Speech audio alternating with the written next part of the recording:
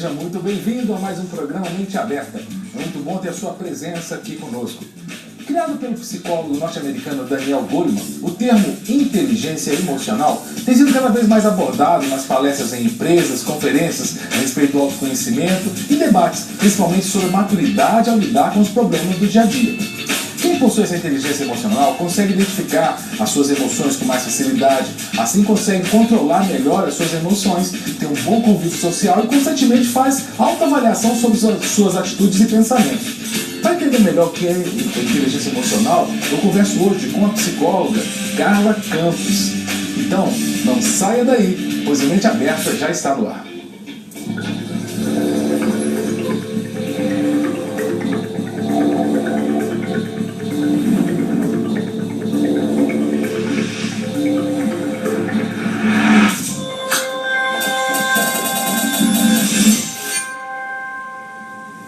E antes de falar sobre inteligência emocional, quero convidar você a interagir com a gente, não somente assistindo o nosso programa, mas mandando mensagens para a nossa produção, para a nossa equipe aqui. Então você pode mandar para o e-mail menteaberta@redesuper.com.br a sua sugestão, o seu comentário, ou se você usa o Twitter, você manda um Twitter para @pgm Mente Aberta. Mande a sua sugestão, a sua pergunta, que nós vamos com certeza ler e vamos usar todas as suas sugestões, ok? E nós vamos hoje aprender muito, porque vamos conversar com a psicóloga Carla Campos, sempre nos ajudando aqui, né, Carla, nos programas Mente Aberta. Muito prazer, né? E hoje um tema muito bom, né? Muito bom, né? Porque diz respeito à vida de cada um de nós. Conhecermos as nossas inteligências, não somente a inteligência de QI mesmo, a medição de qual que é o nível de coeficiente, né? Mas o coeficiente emocional.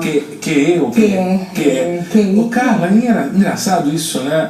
Eu já conversei com você em outros momentos, né? Que eu sempre gostei muito de psicologia, até que eu tinha até o desejo de cursar psicologia, dada a grandiosidade dessa ciência. Uhum. E eu sou de uma época em que esse termo QI. Eu sou da época do QI só. Só do QI. Né, que você fazia a medição de QI, falava que a pessoa tinha um QI alto, ou se tinha um QI baixo, sempre tinha aquela coisa da capacidade cognitiva. Uhum. A partir de quando começou essa história de ter um coeficiente emocional? Começou 100 anos? Então, assim, é uma coisa muito nova. Os estudos começaram em 100 anos, né? Então tem muita coisa sendo vista hoje, sendo aplicada, sendo avaliada no dia a dia da pessoa. Por quê? Essa análise que é feita de como eu lido com os conflitos, como eu lido com as minhas emoções. Eu, adulto, eu tenho que saber lidar com todo esse contexto. Ele engloba geralmente 3 áreas, que é a cognitiva, a volitiva e a nossa área de lidar mesmo com essas situações do dia a dia, com o cotidiano, com as pessoas, o comportamento, com o inesperado, né? Então isso é muito importante, a pessoa saber lidar. O que é a área volitiva, por exemplo? É saber lidar com essas dificuldades de, como é que eu falo? Emoção, ela tem a emoção, o sentimento, ela tem que saber lidar com qual que está sendo as dificuldades que eu tenho de relacionamento com o outro. A cognição engloba muito os pensamentos, as emoções, os sentimentos, a vontade, o juízo crítico. Então isso tudo entra na coeficiente emocional. Agora, quando a gente faz essa questão do coeficiente emocional, isso é valorizado no mundo corporativo, nas empresas? As empresas consideram isso? Muito, porque como é que é meu vínculo relacional? Como eu lido com o outro? Eu tenho que saber lidar e ler as minhas emoções, mas eu tenho que saber e perceber qual que é a linguagem não falada do outro. Se eu não sei, não conheço, não identifico qual estão sendo os meus índices de emoção, uma raiva, por exemplo, uma angústia, uma ira, uma intolerância, se eu não sei a intensidade que isso vai alcançando, vamos colocar, por exemplo, um colega de trabalho, aquela pessoa me irrita em 100%. E ela tem que saber ver e saber medir quando que está sendo aumentado esse coeficiente de raiva com o outro. Tem que sair de cena. Na hora que eu não dou conta, na hora que eu não vou conseguir responder com equilíbrio, saia de cena. A pessoa tem que saber qualificar a intensidade de emoção que eu tenho para com o outro. Então as pessoas não dando conta disso, às vezes elas perdem emprego, simplesmente porque explodem, falam coisas que não deveriam ter falado, fazem coisas que não deveriam ter feito. Tem dias de fúria. E isso dentro de um contexto onde que esse nível de coesão, esse nível de empatia, esse nível de partilhar, de dividir empresarial não funciona, a pessoa pode ser um gênio. Mas até que sabe lidar com o outro. Pois é, mas até que ponto a inteligência emocional interfere na inteligência cognitiva, que é o nome? Outra é a inteligência cognitiva, Porque os dois cérebros, né? O cérebro racional e o cérebro cognitivo. Um cérebro que lida com a emoção, um cérebro que lida com... Só tem que... Não são dois cérebros distintos, né? Elas são conectadas. Perfeito. E só tem que o que acontece? Vamos por um exemplo, Cássio. Uma pessoa, por exemplo, que está com 100% de raiva, o que ela está usando do cérebro inteligente, cognitivo? O que ela está usando de raciocínio lógico? O que ela usa de um bom senso? O que ela usa de coerência? Nada. Se eu estou 100% com raiva, então é aquele nível que vai subindo. E a pessoa ela tem que saber fazer essa leitura. E isso tem que ser com um filho, tem que ser com um colega de trabalho, tem que ser no trânsito, tem que ser nos relacionamentos e nos vínculos. Você falou do trânsito, eu lembrei da minha época, não sei quantos telespectadores viram aquele desenho animado da Disney, do Pateta no trânsito. Lembra de um desenho animado? Que o Pateta ia ser, era o motorista clássico lá, e o Pateta saiu de casa todo feliz, ia dirigir o seu carro, de repente ele entrava no fluxo do trânsito e o Pateta ia se transformando, né? E ficando nervoso. Parece que algumas situações do dia a dia conseguem tirar o pior das pessoas, né? Sim, porque essa emoção, né, que é uma parte da nossa parte emocional, que é a emoção, ela envolve sentimento, ela envolve muitas sensações, inclusive, que estão ligadas ao quê? A um histórico de vida. Sensação, se eu sinto algo agora, é aquilo que nós falamos em até outros programas, eu volto à experiência que eu tenho registrada das minhas crenças centrais sobre aquela sensação de alguém me afrontando, por exemplo. Estou dirigindo e como que eu percebo essa proximidade do outro que está vindo de uma forma agressiva para cima de mim ou me fechou?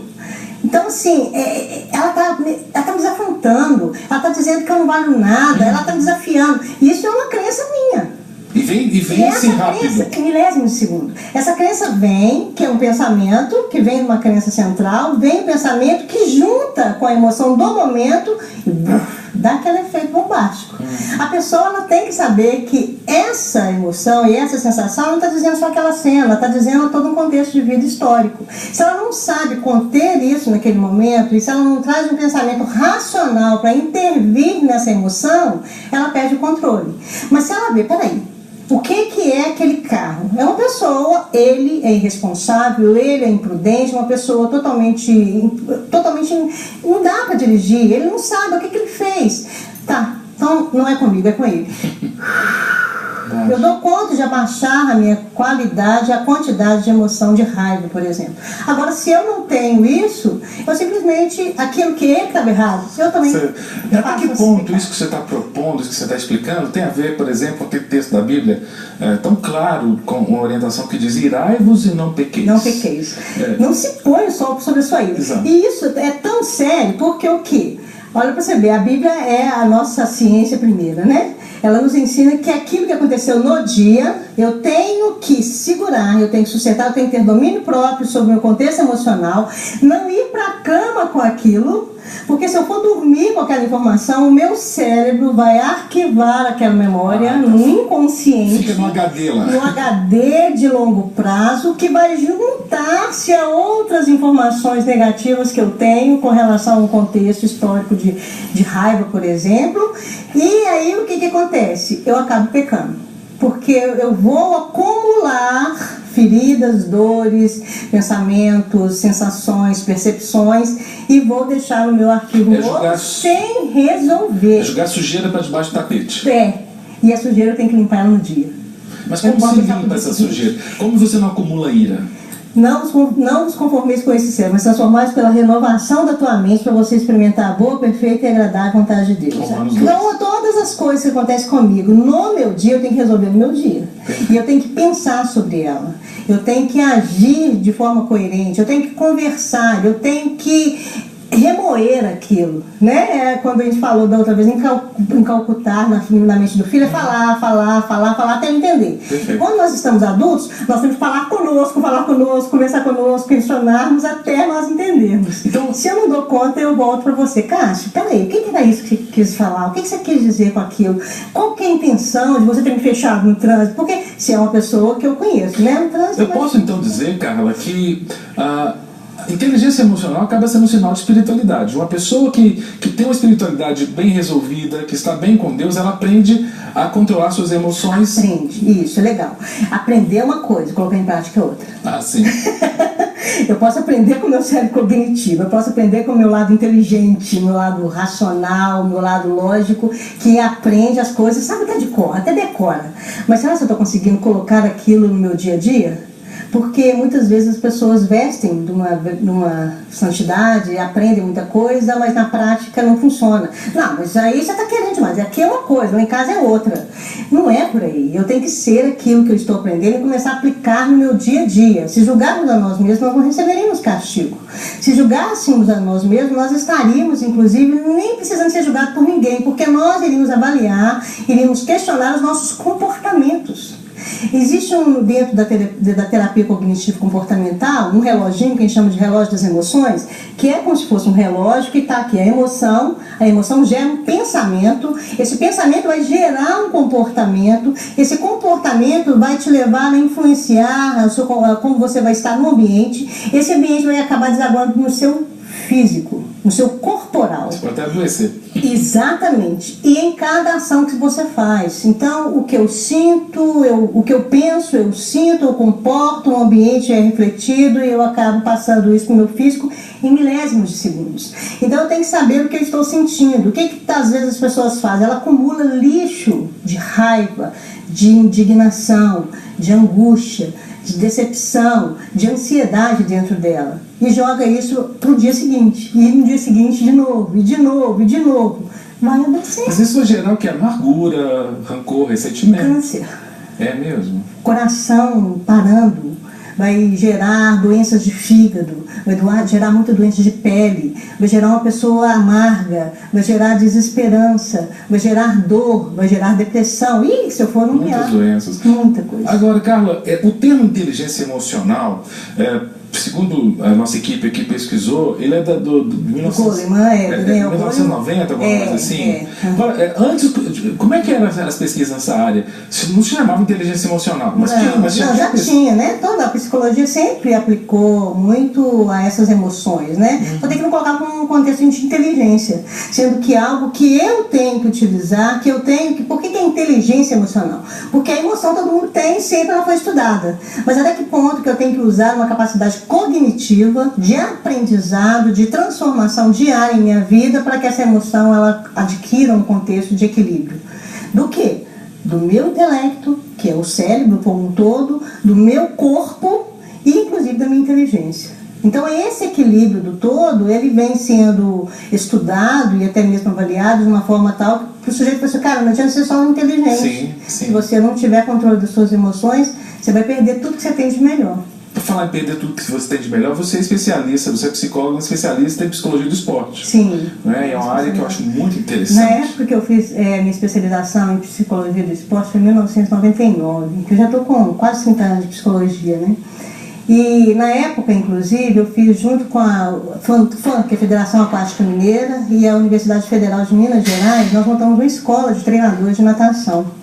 Junto com a escola lá na faculdade da UFMG.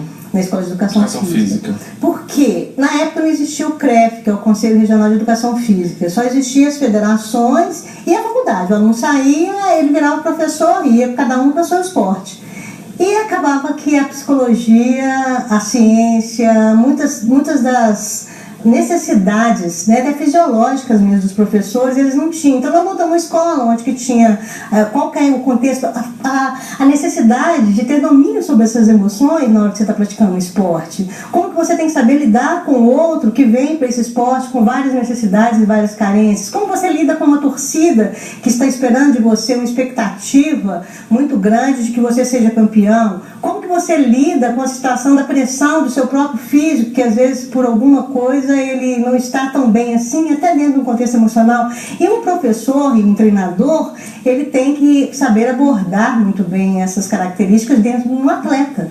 E sabe se você tinha conhecimento disso? Então, com isso, montamos psicologia aplicada à natação, fisiologia do exercício, e foi montando uma bateria de exercícios. O ano passado, eu acho que foi o ano passado, a Copa do Mundo foi em 2014, foi né? Um evento, alguns eventos muito interessantes ligados ao time da seleção brasileira, sobretudo o seu capitão, o Thiago.